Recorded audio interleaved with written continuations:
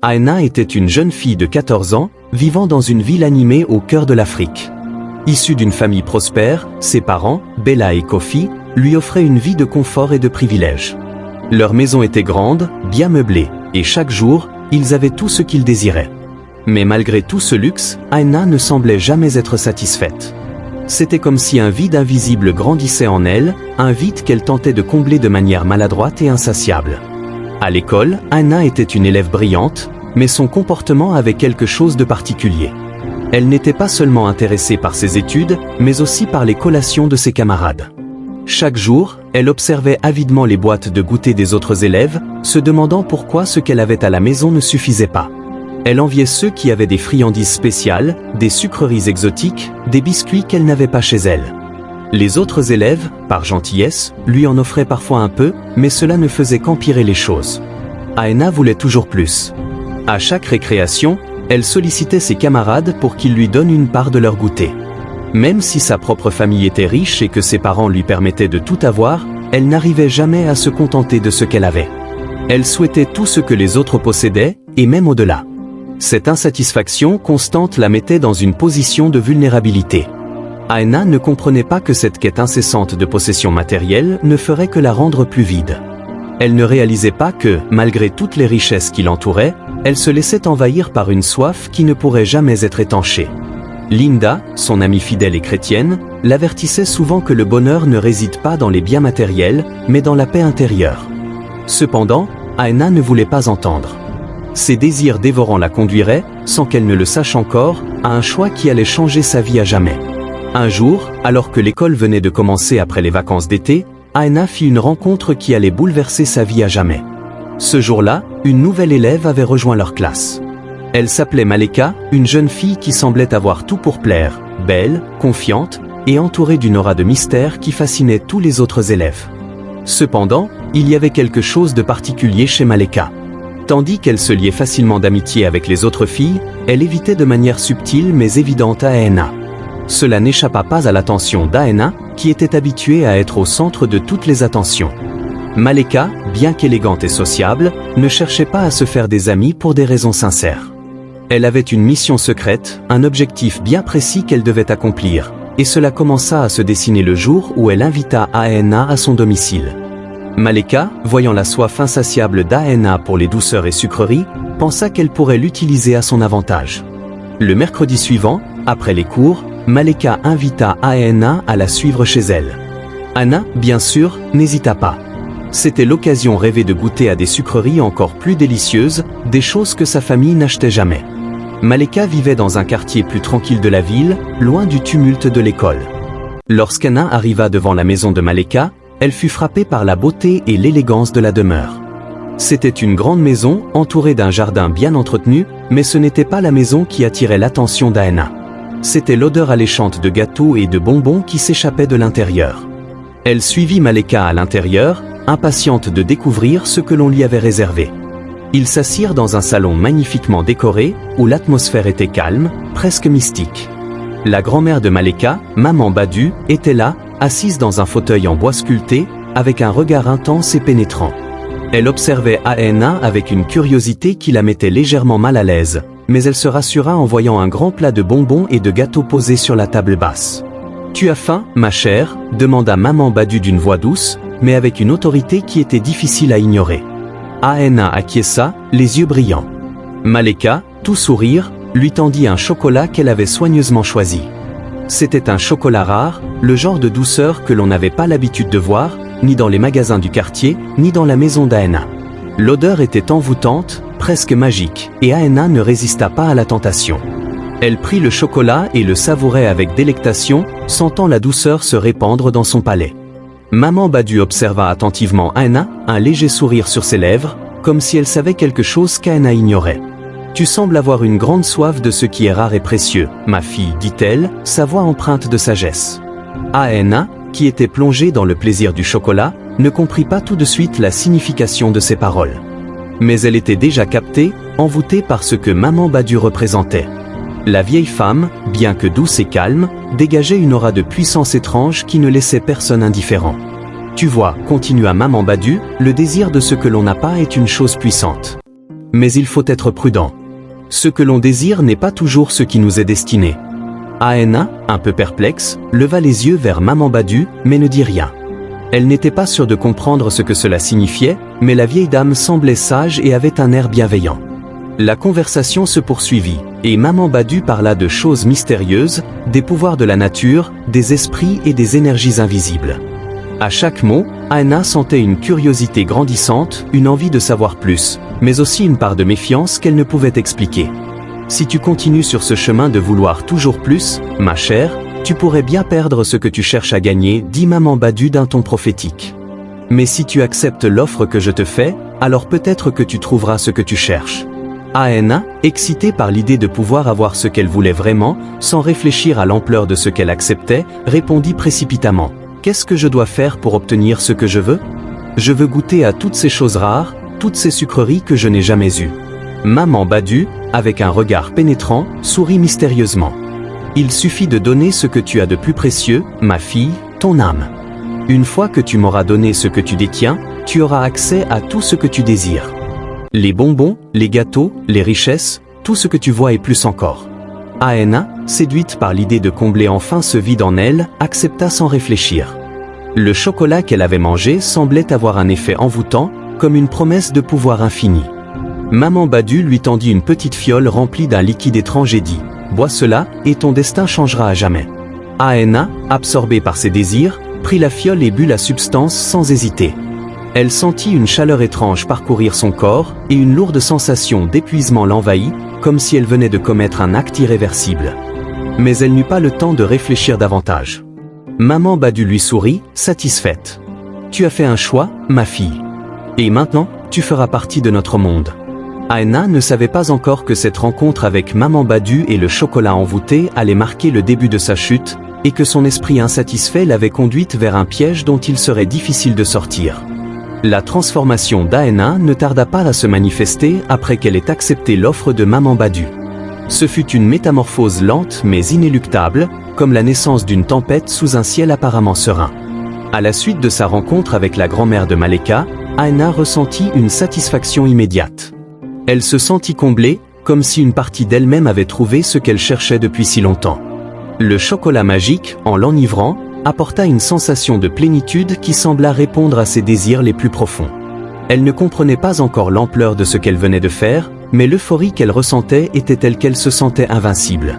Elle se permit de goûter encore plus de sucreries, d'objets et de plaisirs, comblant chaque espace vide qu'elle pensait avoir dans son cœur.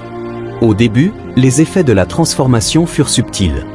Le matin suivant, Aena se réveilla en pleine forme, plus énergique que jamais. Elle était d'humeur à faire des blagues en classe, à charmer ses camarades de classe et à se réjouir de l'attention qu'elle recevait. Tout semblait parfait. Cependant, peu à peu, des changements plus inquiétants commencèrent à se produire. Les premières manifestations de sa malédiction apparurent lors d'un déjeuner. Alors qu'elle dévorait un pain au chocolat que sa mère lui avait donné, elle ressentit une chaleur étrange parcourir son corps.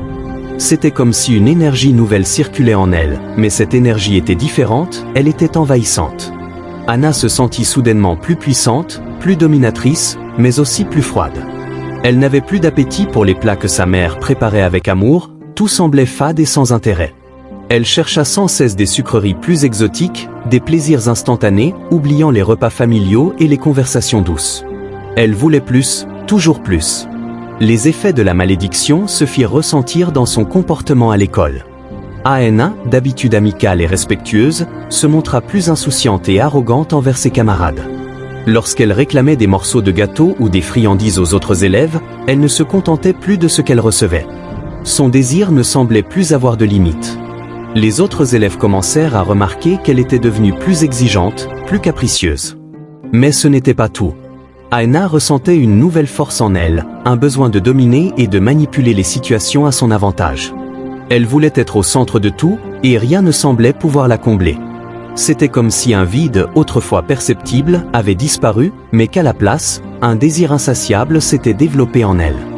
Dans le cadre de sa transformation, Aena commença à se réveiller en pleine nuit, transpirante et agitée, le regard brisé par une étrange sensation de faim qui ne pouvait être apaisée par les aliments terrestres. Une soif de pouvoir, d'attention et de domination sur les autres se développa en elle. Elle se surprenait parfois à se regarder dans le miroir, se demandant si elle était toujours la même personne. Le reflet qu'elle y voyait semblait familier, mais quelque chose clochait. Ses yeux, autrefois doux et amicaux, avaient pris une teinte inquiétante, une lueur intense et vide, comme si l'âme qui les habitait n'était plus la sienne. Les effets de la malédiction s'intensifièrent un soir alors qu'Aena était seule dans sa chambre. En pleine nuit, elle se leva, sentant une chaleur étrange envahir son corps. Elle se sentit irrésistiblement attirée par la fenêtre. En la franchissant, elle s'avança dans le jardin de la maison, mais à chaque pas qu'elle faisait, ses pieds semblaient se soulever du sol, comme si quelque chose d'invisible la poussait vers le ciel. Une sensation de déshumanisation s'empara d'elle. Elle sentit son corps se transformer lentement, comme si les contours de son être se fondaient dans une forme qu'elle n'avait jamais connue. Ses mains se firent plus longues, ses ongles s'allongèrent et se noircirent.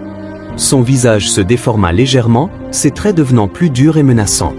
Elle regarda ses mains et sentit une profonde terreur s'emparer d'elle. Ce qu'elle était en train de devenir ne ressemblait en rien à ce qu'elle avait imaginé. Elle se rendit compte trop tard qu'en cherchant à satisfaire ses désirs insatiables, elle avait payé un prix beaucoup plus élevé qu'elle ne l'avait prévu. L'essence même de son âme avait été altérée, et chaque transformation la rapprochait un peu plus de la créature qu'elle redoutait. C'était comme si le chocolat qu'elle avait mangé avait agi comme un catalyseur, réveillant en elle une partie sombre et inconnue de son être. La créature qu'elle était en train de devenir n'était pas simplement une monstruosité physique, mais aussi une distorsion de son esprit et de son cœur. Ses désirs la dévoraient de l'intérieur, la conduisant toujours plus loin dans un abîme de ténèbres. Ce fut à ce moment précis que deux des servantes de la maison, témoins des transformations étranges d'Aena, entrèrent dans sa chambre. Elles avaient entendu des bruits étranges, des gémissements presque bestiaux, et étaient venues vérifier ce qui se passait. Mais lorsqu'elles franchirent le seuil de la porte, ce qu'elles virent les terrifia. Aena ne ressemblait plus à une adolescente normale. Elle avait l'apparence d'une créature étrange, mi-humaine, mi-démoniaque, avec des yeux brillants d'une lueur rougeâtre et des griffes acérées qui perçaient ses mains. Les servantes, prises de panique, tentèrent de fuir, mais l'instinct de la créature qui était désormais Aena se réveilla. Elle se jeta sur elle, griffant et hurlant avec une rage bestiale. Les servantes échappèrent de justesse, courant dans la maison pour se réfugier à l'extérieur. Tremblantes et désemparées, elles démissionnèrent le lendemain, refusant de jamais remettre les pieds dans cette maison. Cette scène marqua un tournant dans la vie d'Aena. La vision de ses servantes effrayées et la réalité de sa propre transformation la frappèrent de plein fouet. Elle était désormais prisonnière de la malédiction qu'elle avait acceptée, et la satisfaction éphémère de ses désirs l'avait conduite à une perte irréversible. Elle n'était plus simplement une fille insatisfaite de ce qu'elle avait, mais une âme en quête constante de pouvoir, d'emprise et de domination, perdue dans un cercle sans fin de destruction. Les jours passaient, et la situation d'Aena ne faisait qu'empirer. Bella, sa mère, observait son enfant avec une inquiétude grandissante. La jeune fille, qui autrefois illuminait la maison de son sourire et de sa joie, semblait désormais être une ombre de ce qu'elle avait été. Son esprit était tourmenté, son comportement étrange, et ses yeux ne reflétaient plus l'innocence et la lumière qu'elle avait toujours connue. Chaque jour, Bella la voyait s'éloigner un peu plus, perdant de sa vitalité et de son éclat. La situation avait pris une tournure inquiétante après les révélations des servantes. Ces dernières, qui avaient vu Aena se transformer en une créature étrange, avaient quitté la maison précipitamment, affirmant avoir été attaquée par un démon invisible. La démission des servantes avait bouleversé Bella, mais ce n'était rien comparé à ce qu'elle avait ressenti lorsqu'elle découvrit les signes étranges dans la chambre de sa fille. Des marques inexplicables, comme des griffures profondes, des objets renversés sans raison, et des murmures incompréhensibles dans la nuit. Bella savait que quelque chose n'allait pas, mais elle n'arrivait pas à mettre le doigt dessus. Sa fille semblait marquée par une force invisible, une puissance maléfique qu'elle ne pouvait comprendre. Les nuits étaient particulièrement difficiles. Aena, dans son sommeil, semblait agitée, se levant de son lit pour errer dans la maison. Parfois, elle murmurait des mots que Bella ne comprenait pas, des mots qui semblaient étrangement sombres et puissants. Un soir, alors qu'elle passait près de la porte de la chambre d'Aena, Bella entendit un bruit étrange. Elle s'arrêta et tendit l'oreille. Ce n'était pas un bruit ordinaire. Ce n'était pas le bruit d'un simple mouvement dans la pièce, mais un bruit plus inquiétant, comme si quelque chose se passait au-delà de la réalité. Prudemment, Bella entra dans la chambre et trouva sa fille debout devant le miroir. Ses yeux étaient totalement vides, comme si une autre entité s'était emparée de son corps. Aena semblait perdue dans ses pensées, murmurant des mots dans une langue inconnue. Le cœur de Bella se serra. Elle savait alors qu'il n'agissait pas seulement d'un simple comportement d'adolescente. Non, quelque chose de plus sombre, plus insidieux, avait pris possession de sa fille. Elle n'était plus simplement influencée par ses insatisfactions ou ses désirs matériels. Elle était désormais sous l'emprise de forces qui la dépassaient. C'était le moment où Bella comprit que la situation était bien plus grave que ce qu'elle avait imaginé. Elle se souvint des histoires que sa propre mère lui racontait quand elle était petite, des histoires de sorcellerie, d'esprits malveillants et de pactes dangereux. Elle savait qu'elle devait agir vite, avant que sa fille ne soit engloutie par ces ténèbres qui menaçaient de tout détruire sur leur passage. La première décision qu'elle prit fut d'installer une caméra dans la chambre d'Aena. Bella espérait que, de cette manière, elle pourrait observer les comportements étranges de sa fille pendant la nuit et en savoir plus sur ce qui se passait réellement. Après avoir installé la caméra avec soin, Bella se sentait prête à confronter la vérité, aussi terrifiante soit-elle. Elle priait de tout cœur que cela ne soit qu'un mal passager et qu'Aena retrouverait son état normal. Mais au fond d'elle, une part d'elle savait qu'il s'agissait de quelque chose de bien plus sérieux. Les jours suivants, Bella passa ses nuits à scruter les vidéos enregistrées par la caméra. Et ce qu'elle y découvrit confirma ses pires craintes. Aena, bien que semblant dormir paisiblement, se levait en pleine nuit et se comportait d'une manière totalement inhabituelle. Ses yeux étaient vidés de toute émotion humaine, et son corps, dans des mouvements saccadés, semblait presque dénué de vie. Elle se levait, se dirigeait vers le miroir, et se parlait à elle-même dans un murmure incompréhensible. Ses mains se tordaient et se contorsionnaient comme si elle cherchait à se libérer d'une contrainte invisible. Le pire moment survint lorsqu'Aena sembla se métamorphoser devant la caméra. Ses traits se durcirent, et ses yeux prirent une couleur rougeâtre, à la limite de l'horrible. Elle grogna, comme si une force obscure tentait de la posséder entièrement. La caméra saisit l'image de ses mains se transformant en griffes, et un rugissement s'échappa de sa bouche, emplissant la pièce d'une énergie terrifiante. À cet instant précis, Bella comprit que sa fille n'était pas simplement victime de mauvais rêves ou d'une insatisfaction passagère, elle était sous l'emprise d'une malédiction. Bella se sentit submergée par la peur. Son cœur battait la chamade, mais elle savait que, malgré la terreur qui la gagnait, elle devait garder son calme. Il n'était plus temps de douter ou de tergiverser. Il était temps d'agir. Le lendemain, Bella se rendit chez un pasteur qu'elle connaissait bien. Ce pasteur, un homme de foi et de sagesse, avait une réputation d'aider ceux qui étaient confrontés à des forces surnaturelles et malveillantes. Il avait traité des cas similaires à celui d'Aena par le passé, et Bella espérait qu'il pourrait l'aider à comprendre ce qui arrivait à sa fille. Elle lui expliqua tout, les comportements étranges, les transformations, et le pacte que sa fille avait peut-être conclu avec des forces obscures. Le pasteur l'écouta attentivement, en silence. Lorsqu'elle eut terminé, il posa une main sur son épaule et lui dit « Il n'y a pas de doute, ma sœur. Votre fille est sous l'emprise d'un mal puissant. Il faut agir vite, car cette malédiction peut détruire son âme si elle n'est pas rapidement brisée. » Bella sentit un frisson parcourir son échine. Elle avait compris que la bataille pour sauver Aena ne serait pas facile. Elle se rappela alors de l'importance de la prière et de la foi. Le pasteur lui expliqua que pour vaincre cette malédiction, il fallait une prière intense, soutenue par une véritable foi. Il proposa d'organiser une séance de prière de délivrance chez elle, avec la présence d'autres pasteurs expérimentés, pour lutter contre le mal qui tenait sa fille captive. Bella n'hésita pas une seconde. Elle accepta immédiatement la proposition, consciente que c'était la seule chance de sauver Aena. Elle commença à prier, elle-même, dans l'intimité de sa maison, appelant le divin pour qu'il protège son enfant. Elle savait que c'était un combat spirituel qui allait se jouer dans les heures à venir, un combat entre la lumière et les ténèbres. Le soir même, les pasteurs arrivèrent chez elle. Bella, pleine de foi et de détermination, les accueillit. Elle savait que sa fille avait besoin de cette intervention divine pour retrouver son équilibre et échapper à l'emprise de ce mal. Cette nuit-là, la bataille pour l'âme d'Aena allait commencer. Linda était l'amie fidèle d'Aena depuis leur enfance. Élève exemplaire, sage et chrétienne, elle avait toujours été une source de soutien pour son amie, mais aussi une figure de contraste. Tandis qu'Aena luttait contre ses insatisfactions, toujours insatisfaite de ce qu'elle avait, Linda semblait, elle, trouver une paix intérieure profonde dans ses valeurs et sa foi. Cependant, la situation d'Aena, qui se détériorait chaque jour un peu plus, allait bientôt confronter Linda à une épreuve qui testerait sa loyauté, son courage et sa foi. Linda avait remarqué les changements chez Aena. Les bribes de conversation qu'elles avaient partagées, les regards fuyants et les moments d'incompréhension, Tout cela ne lui échappait pas. Mais elle n'avait jamais imaginé que ces signes seraient le prélude à quelque chose de plus sinistre. Lorsqu'Anna commença à se comporter de façon étrange, Linda était inquiète, mais elle n'osait pas aborder son amie. C'était la peur de perdre la seule personne avec qui elle avait partagé ses plus précieux secrets, la peur de voir Aena sombrer dans l'inconnu, dans des ténèbres qu'elle ne pouvait pas comprendre. Mais un jour, alors qu'elle se retrouvait à l'école, Linda se rendit compte qu'Aena n'était plus celle qu'elle connaissait.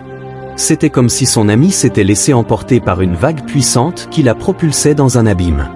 Elle avait cessé de sourire, ses yeux avaient perdu leur éclat habituel, et sa voix semblait parfois distante, comme si elle venait d'un autre monde. Linda, avec son esprit de foi, comprit qu'il était peut-être trop tard pour faire marche arrière, que les forces qui dominaient Aena étaient bien plus puissantes que tout ce qu'elle avait pu imaginer. Un soir, après l'école, alors qu'Aena l'avait invitée à sa maison, Linda décida de se rendre chez son amie, bien que le pressentiment que quelque chose de mal allait se produire ne la quittait pas. En entrant dans la maison, Linda ressentit immédiatement un malaise. La maison était plongée dans un silence lourd et oppressant. Aena la conduisit à sa chambre, et c'est là que le vrai choc se produisit. Linda vit la transformation d'Aena. Elle n'était plus simplement une amie en détresse, elle était devenue une créature effrayante, perdue dans un tourment qu'elle ne comprenait pas elle-même. Au moment où Linda s'approcha, les yeux d'Aena se fixèrent sur elle. Ce n'étaient plus les yeux de son amie, mais ceux d'un être étrange, presque inhumain. Aena s'approcha de Linda, son corps se mouvant de façon saccadée, presque comme si elle n'était plus maître d'elle-même. Linda sentit la peur l'envahir, mais elle se força à rester calme, en pensant à sa foi et aux prières qu'elle avait apprises. Elle se souvint alors des paroles de sa grand-mère, une femme sage qui lui avait appris à toujours faire face à l'adversité avec courage et foi. Linda, ma fille, lui avait-elle dit un jour, la lumière de Dieu brille dans les moments de ténèbres. Quand tout semble perdu, c'est alors que tu dois te souvenir que tu n'es jamais seule. Linda, tout en priant intérieurement, se lança dans l'épreuve de sauver son amie. Elle s'approcha lentement d'Aena, la regarda dans les yeux, d'une voix tremblante mais ferme, lui parla. « Aena, je sais que tu m'entends. Je sais que tu es toujours là, malgré tout ce qui t'arrive. Tu n'es pas seule. Tu peux revenir vers la lumière. Dieu est avec nous. » Les mots de Linda furent comme une clarté dans l'obscurité. Aena, d'abord figée, sembla hésiter, son regard vacillant entre l'obscurité et la lumière. C'était un combat intérieur. Mais avant que Linda ne puisse continuer à parler, une force invisible semblait la repousser, la faisant tomber au sol. Elle sentait son corps tout entier se raidir sous l'effet de l'oppression, mais elle n'abandonna pas. Elle se redressa avec difficulté, avec une foi inébranlable, recommença à prier, en demandant à Dieu de délivrer son amie des griffes de la malédiction. Ce fut là que, dans un dernier acte de désespoir, Linda sentit une lumière envahir la pièce. C'était une lumière chaleureuse, réconfortante, presque palpable. Un silence profond suivit, et peu à peu, Aena se calma. Ses traits se radoucirent, et la lueur maléfique dans ses yeux disparut. Aena se laissa tomber sur le sol, épuisée, et ses yeux redevinrent humains. Linda s'agenouilla à côté d'elle, la prenant dans ses bras, pleurant de soulagement. Elle savait que ce n'était pas la fin de la lutte, mais elle avait vu la lumière percer les ténèbres. Elle avait réussi à sauver son amie, du moins pour l'instant. Et dans ce moment de victoire spirituelle, elle comprit que l'amitié, la foi et l'amour peuvent réellement déplacer des montagnes, même dans les situations les plus désespérées. Le processus de délivrance d'Aena n'était pas simple. Après l'épreuve que Linda venait de traverser pour sauver son amie, il était évident que la guérison d'Aena nécessitait bien plus qu'une prière ou un simple acte de foi. Il fallait une intervention plus profonde, un combat contre les forces obscures qui avaient pris possession d'elle. C'était un chemin semé d'embûches, mais celui qui allait conduire à la liberté. Le lendemain, après l'incident, Bella, la mère d'Aena, décida qu'il était temps de faire appel à l'aide spirituelle. Elle savait que le mal qui affectait sa fille ne pouvait pas être combattu par des moyens humains seuls. Les événements récents, les transformations d'Aena et la présence inquiétante de la créature qu'elle était devenue, la persuadèrent qu'il était temps d'agir de manière décisive. Bella invita donc des pasteurs, des hommes et des femmes de foi reconnus pour leur sagesse et leur expérience face à des situations spirituelles complexes. Ces pasteurs étaient réputés pour leurs prières de délivrance, et il était dit qu'ils avaient le pouvoir de libérer les âmes captives. Lorsqu'ils arrivèrent chez Aena, la pièce semblait toujours lourde, imprégnée de l'énergie malsaine laissée par la malédiction. Ils installèrent un autel de prière, allumèrent des bougies, et commencèrent à prier avec ferveur. Aena, toujours profondément affectée par la malédiction, restait assise dans un coin de la pièce, le regard perdu dans le vide. Ses yeux brillaient d'une lueur étrange, et son corps semblait frémir sous l'effet des prières. Les pasteurs, avec leur voix puissante et pleine de foi, chantaient des hymnes de délivrance, réclamant la paix de l'âme d'Aena et l'extinction de la malédiction qui pesait sur elle. Au fur et à mesure que la prière se poursuivait, quelque chose d'invisible mais palpable semblait se détacher d'Aena. La créature en elle, ce démon qui l'avait possédée, semblait se débattre contre la lumière de la prière. Les pasteurs enchaînèrent des prières puissantes, incitant l'Esprit de Dieu à pénétrer chaque recoin de l'âme d'Aena. Ils invoquèrent la protection divine et les anges du Seigneur pour délivrer la jeune fille. Puis, après un moment de silence, une étrange sensation parcourut le corps d'Aena. Une chaleur douce commença à se répandre en elle, dissipant la froideur qui l'avait envahie depuis sa rencontre avec la grand-mère de Maleka. Ses muscles se détendirent, son visage se radoucit, et ses yeux, autrefois si sombres, commencèrent à retrouver leur éclat naturel. Petit à petit, elle se leva, comme si un poids invisible se levait d'elle.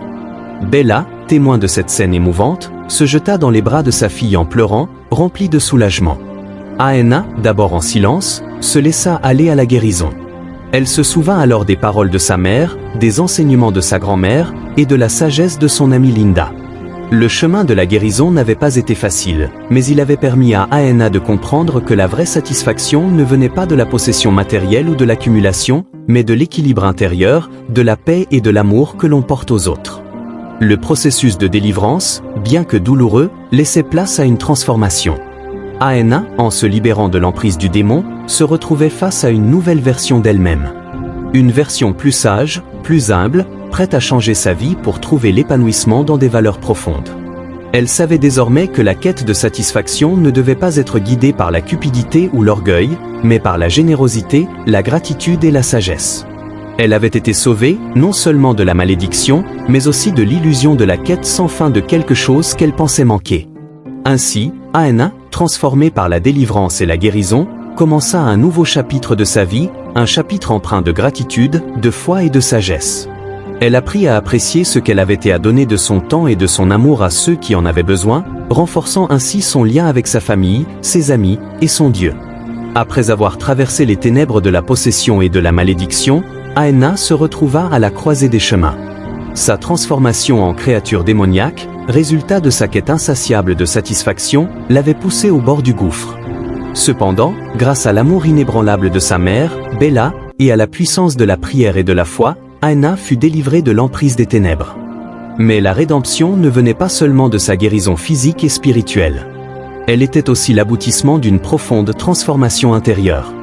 Le processus de guérison n'avait pas été immédiat, mais chaque étape, chaque prière, et chaque acte de foi avait permis à Aena de comprendre les véritables valeurs de la vie. La jeune fille, autrefois avide et insatisfaite, avait appris à apprécier ce qu'elle possédait. Elle n'avait plus besoin de la validation des autres pour se sentir importante ou épanouie. Ce qu'elle avait longtemps cherché dans des objets matériels et des plaisirs éphémères, elle le trouva désormais dans la paix intérieure, l'amour familial et l'amitié sincère. Linda, son amie fidèle et chrétienne, fut une source de réconfort et de sagesse tout au long de cette épreuve. Elle avait montré à Aena que la véritable richesse ne réside pas dans ce que l'on possède, mais dans ce que l'on donne aux autres. Linda, en tant que modèle de bonté et de générosité, avait été une lumière pour Aena pendant ses moments les plus sombres. Leur amitié, fondée sur des principes solides et un amour sincère, devint un pilier pour la jeune fille en quête de rédemption. Après sa guérison, Aena se rendit compte qu'elle avait beaucoup à offrir au monde. Elle commença à s'impliquer dans des actions de charité, à aider ses camarades de classe et à montrer de la gratitude envers ses parents. Elle retrouva la joie de vivre, non pas à travers la possession, mais à travers le partage et la compréhension. Elle comprit que chaque petite chose qu'elle possédait avait un sens et qu'elle pouvait en faire quelque chose de plus grand en l'offrant aux autres. La rédemption d'Aena fut également marquée par un profond changement de mentalité. Elle prit conscience que la quête du bonheur ne doit pas être guidée par l'envie ou la convoitise, mais par la sagesse et la modération. Elle comprit que le désir de toujours plus n'était qu'une illusion, et que la vraie paix venait de l'acceptation de ce que l'on a, tout en étant ouvert à recevoir les bénédictions de la vie avec un cœur pur et reconnaissant. La leçon de l'histoire est claire, la satisfaction matérielle ne peut combler le vide intérieur. L'avidité et le désir incessant de posséder ne mènent qu'à l'isolement et à la souffrance. En revanche, la paix, l'amour et la générosité sont les véritables sources de bonheur et de prospérité. Aena, à travers sa rédemption, apprit que seule une vie vécue dans l'humilité et la gratitude peut apporter une satisfaction durable. Elle comprit que l'âme se nourrit de valeurs profondes et non de biens matériels. Ainsi, l'histoire d'Aena nous enseigne que la rédemption est possible, quel que soit le chemin tortueux que nous avons emprunté. Elle nous montre qu'il n'est jamais trop tard pour se réconcilier avec soi-même et avec le monde. En fin de compte, la guérison ne vient pas seulement de l'extérieur, mais de l'intérieur.